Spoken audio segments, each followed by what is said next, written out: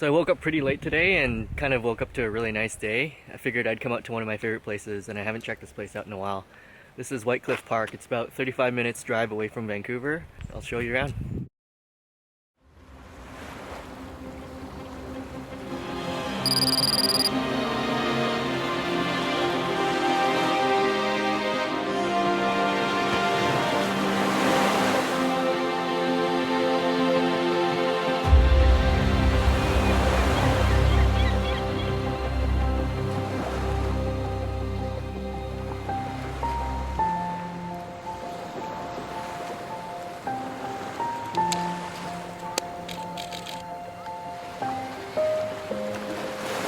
So here it is. What do you think? This is a pretty unique spot. You've got this rock formation that you can walk out to when the tide is low enough. There's always people walking around and people scuba diving here, which is really cool. So a lot of interesting things to photograph. So in the F6 today, I've got some Fujifilm Superia 400. A little bit of an economical film. I thought I'd try it out. I've been shooting a lot of Kodak recently, and with their prices going up, I kind of wanted to find an alternative that could still get me out and take photographs and not feel so bad about spending so much money. So really interested to see how these turn out.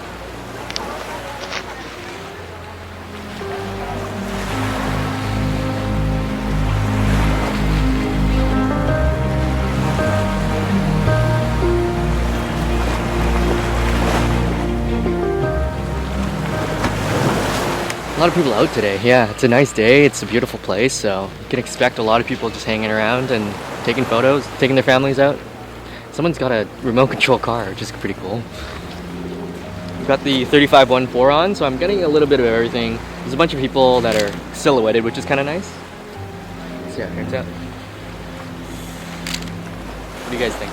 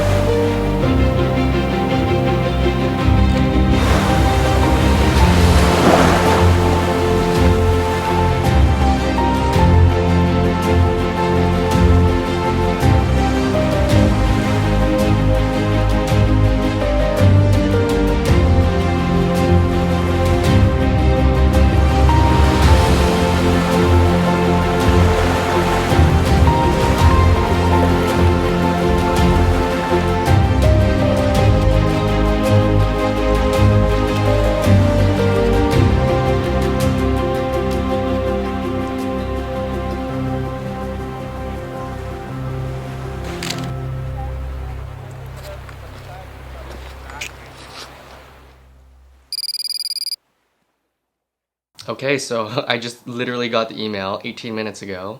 This is from London Drugs Photo Lab. This is a local company here in BC that I really like. I dropped it off yesterday at 4 p.m. and it's 11 a.m. today, and I've just gotten the photos back. Alright, so I haven't seen these photos yet. So here we go. This is Superia 400 or Fujifilm Superia Extra. You'll see it in drugstores. I got a 3-pack for 31 Canadian. I feel like it's a pretty good deal. I was paying a lot more before for my Kodak Portra. So it's a little bit more economical. I can kind of feel a little bit freer taking a shot. Okay, so that's the first shot. That's the last shot from this roll from yesterday. This was on the 500mm PF, which is one of my favorite lenses. It's such a long focal length, and it's a very light lens. It's about the same length and weight as a typical 70-200 2.8, if you're familiar with that. Okay, so I'm just gonna start with these photos that I took on a previous day, but I'm just curious how they turned out. Cool, so this is a hike nearby, about 15 minutes drive from my place. And yeah, this is called Inter River. You know, you don't really go up into the mountains, but right now there's snow on the mountains still. So when you want a chill hike, you know, just a rain jacket, some light hiking boots, or, you know, to walk a dog, this is a great place. Not too busy and just a nice time to be in nature. So this one, you can see it's definitely underexposed. And so whoever was processing my film, when they scanned it, they had to bring up the shadows. And you can see the darks around the edge. There's a lot of kind of haze to it. Yeah, okay. Light was cool. Thought I'd take a photo. Nothing special. Okay, cool. So in the background, there's a bit of a waterfall. I thought it'd be interesting to see how that turned out with it kind of blurred out. This was handheld. I think, believe this is 1/15 of a second. And I was shooting on the Nikon 60mm f2.8 macro because I wanted to do some really close detail shots. I've done this hike a lot, and so I've taken different lenses, different cameras, and I've never taken like just macro photos. So this was like, I was going on a hike and just wanted to change it up and have a different perspective. So I brought one lens. I could use it for, a quick portrait, but I could also get really close and get a one-to-one reproduction of something that's just kind of neat. So that's where I started off. Oh yeah, nice. And this little guy, I had to kind of stop my partner when we were hiking, just be like, wait, and I see a little squirrel. And let's see if I catch the next one. Oh yeah, just scurrying off by here now. So, but that's cool. I like that. Yeah, nice. It's just in the moment. Like you kind of just have to.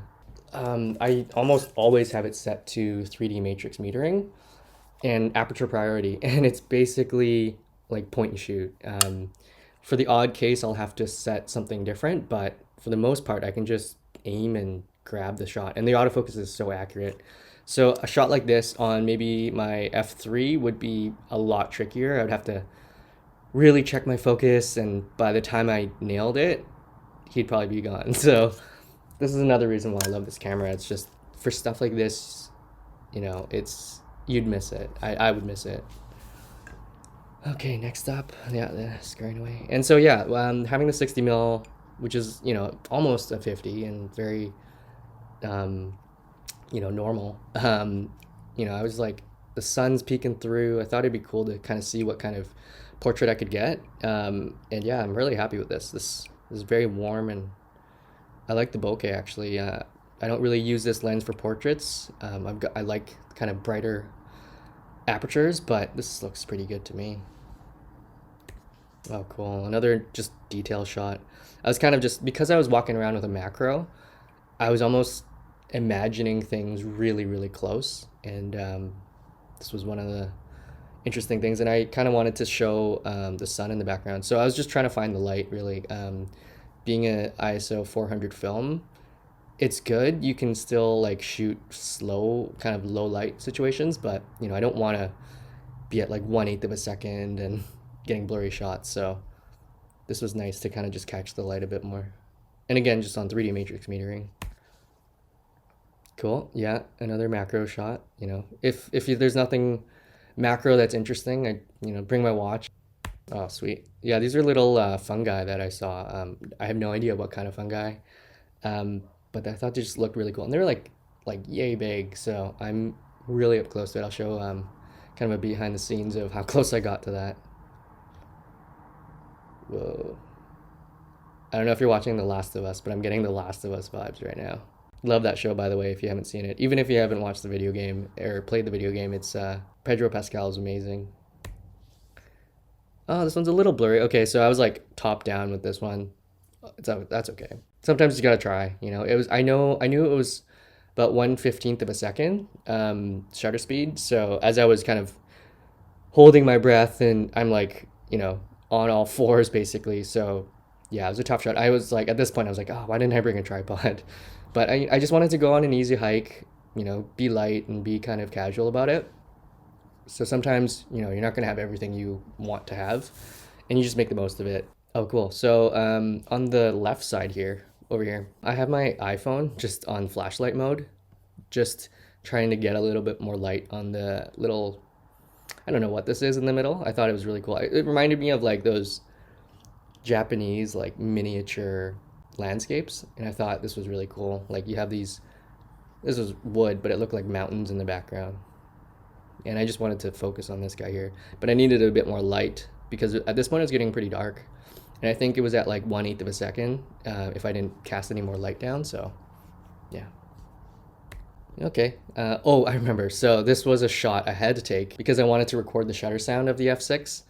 So I just burned a shot. This is my buddy Andrew. Shout out to Andrew. He helped me out the other day. I was struggling to install my dishwasher, and so my buddy Andrew really came in clutch and helped me out. There's the dishwasher. I don't know if you guys can relate, but for 30 plus years of my life, I've been doing dishes, or my partner has.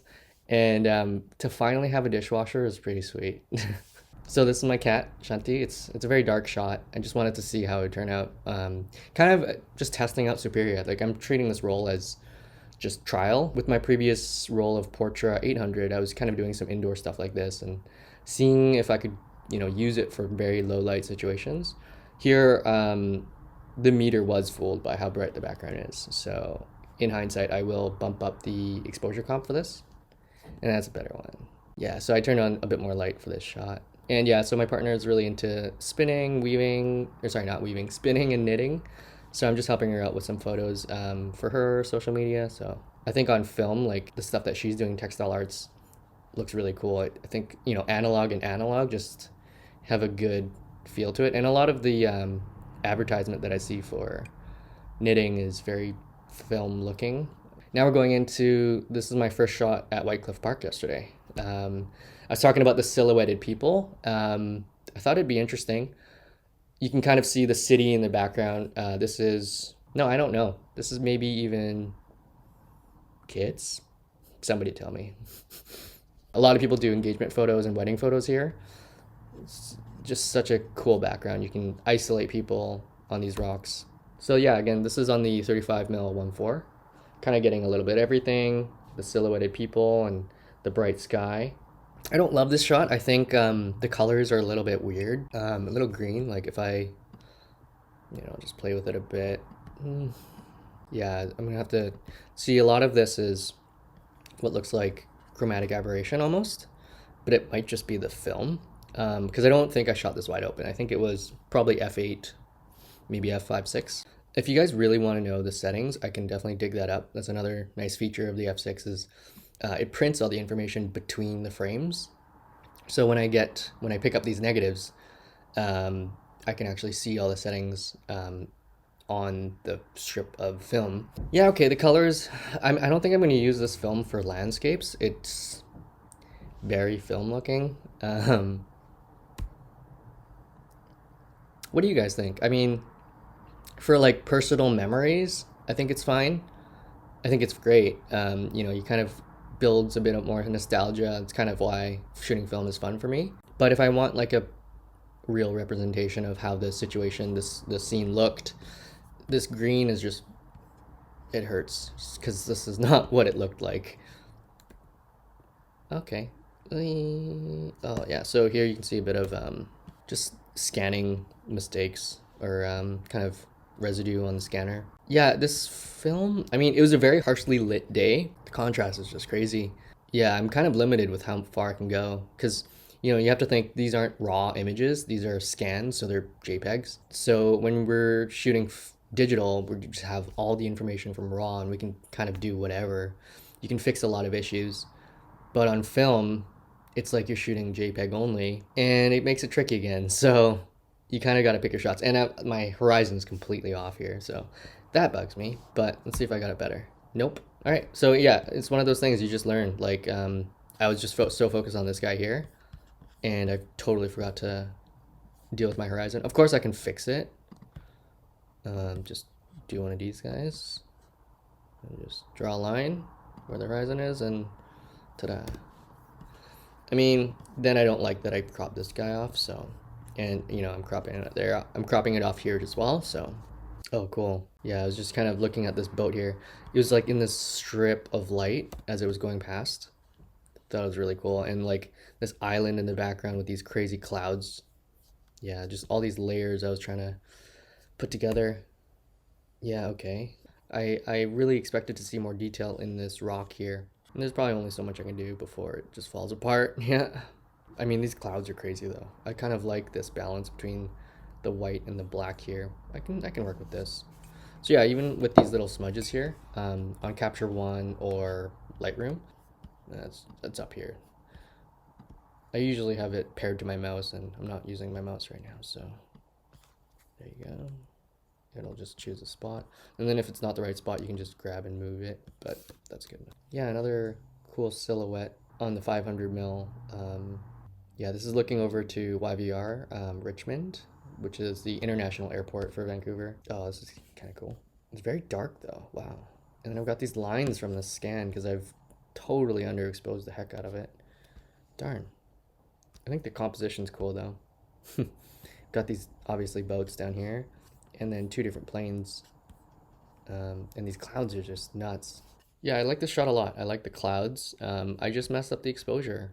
Oh, you know what it was? I remember seeing my camera set to negative 0.7 EV exposure compensation, and I didn't really remember when I had set that. And I think I accidentally set it for a shot and I forgot to unset it.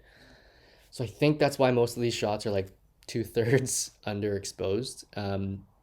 You know, again, it's just something I'm gonna have to learn is check your EV, because I'm very used to, this is one of my favorite cameras. This is the X Pro 3 Fujifilm, and the exposure comp dial is just, it's a dial that you can see exactly what you're set at. So when you look down at your camera, you can see, oh, okay, it's set to 0. And when you're just walking around, you can just look and see, oh, it's at 0 and you're ready to shoot. But with a DSLR, there's no physical dedicated EV dial. So you have to turn it on and then see, oh, okay, like you're set to whatever. But when it's off, you can't tell. So when you turn it on and you're just firing, you don't remember what you're at until you check. So lesson learned, I got to check my EV value, my exposure compensation value, because I'm pretty sure that's what happened here. Yeah, these look like kind of old school postcards. A little bit of a lighthouse in the distance there, and these lucky folks with these homes here. And this was my last shot. I felt like, hey, there's another somebody shooting on film where their friends are shooting on their iPhones. I think it's great. Like I really do want to encourage more people to shoot film. It's a different feeling. It's, you know, of course it's not cheap, but you can also get into it for fairly inexpensive. You might have a relative, maybe your parents have an old film camera lying around, and you know, you can go to a drugstore and pick up a couple of rolls of film for $30 and just play around. And it's very fun. Like, you know, there weren't very many shots in here that, you know, are keepers for me. But I had a great time. You can see, you know, I got to be out in a beautiful place, and you know, otherwise I would have just been at home and not really doing a whole lot. So I feel like shooting on digital, it's, you know, I take the photos and I back them up, but hard drives can fail. I might just misplace the digital copies, or, you know, get disorganized, and then I've lost those photos. But on film, it's a tangible, physical memory. And for me, it's something that just helps me kind of catalog, you know, what I did on a Saturday in January 2023. And it's, yeah, it's just fun. So, you know, if that appeals to you, if you're kind of shooting digital and it's, you know, maybe getting just boring or not inspiring, grab a roll of film, grab a lens, and just head out. It's very freeing to have constraints because you can't change your ISO once you load your film. Obviously, you can get a bag and blah, blah, blah, but let's just say you can't change your film once you've chosen. So if you've got a roll of black and white, as I do in my camera right now, I've got to choose scenes that fit black and white. And that can be obviously very limiting, but it can also just bring out a lot of creativity, which is, you know, the whole point of this hobby. Yeah, on that note, you know, if you do photography as a profession as I do, you know, sometimes we just don't pick up our cameras for fun. And I'm just encouraging you to do that. For me, photography was a hobby before it became a career, and I'm just trying to come back to that. I feel like it's something I've really missed, and it's just brought so much more joy to kind of go back to my childhood roots of shooting on film, shooting for myself, but also, you know, now sharing for you guys. So I'd love for you guys to chime in the comments. Let me know what you guys think. I'm trying to grow a community here, so, you know, any feedback, feel free to reach out to me on my Instagram or down below. I'd love to chat. So thanks for checking out. Please consider subscribing if you want to see more. This is my first video on this channel, as you can see, but I do plan to post one video a week. You know, I do a lot of travel as well. I'm planning a trip March, April, and I'll be bringing my film cameras. Camera, maybe just one. But, you know, I'd love for you guys to support that and check that out. So I'm just gonna leave it there. Thanks for watching. Again, my name's Julian, and thanks for stopping by. This was my week on film. Thanks.